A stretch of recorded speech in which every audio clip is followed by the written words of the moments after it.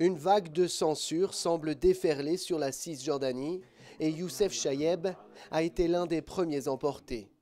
Arrêté et mis en prison 8 jours sans procès après la publication d'un article où il accuse la mission palestinienne à Paris de corruption et de recruter des espions. Il raconte que ses geôliers ont cherché à le forcer à révéler ses sources.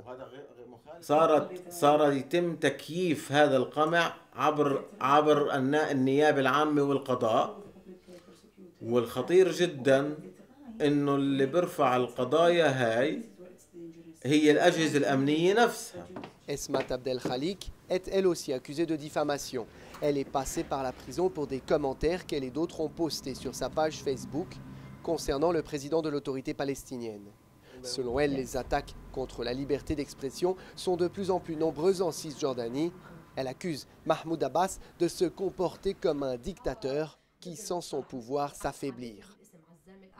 خايف على نظام حكمه يعني خايف على رئاسته خايف على حركته اللي عم هي تحكم السلطة يعني نظام السلطة وبتشكل هي الحزب الوحيد اللي بيتحكم بالسلطة واللي بدأ يعني يعاني هاي الحركة بدأت تعاني من مشاكل حقيقية يعني Autre source d'inquiétude pour certains utilisateurs d'Internet palestiniens, l'accès à plusieurs sites d'information liés à un opposant au président Abbas est désormais bloqué, comme celui-ci.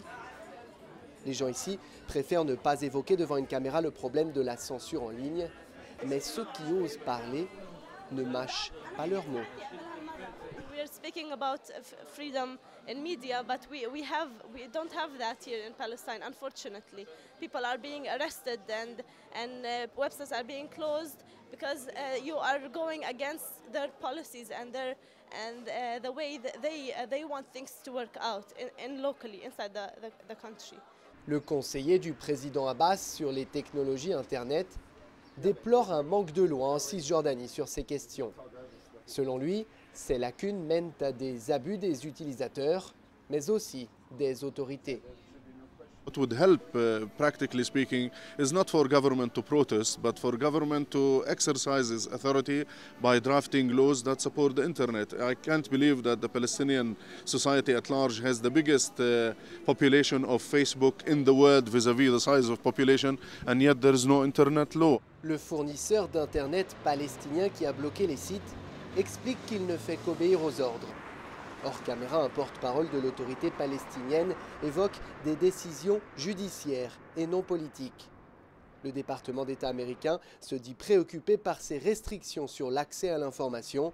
Il ajoute implicitement que jusqu'à ce jour, ce problème ne concernait pas tant la Cisjordanie, mais plutôt les régimes avoisinants.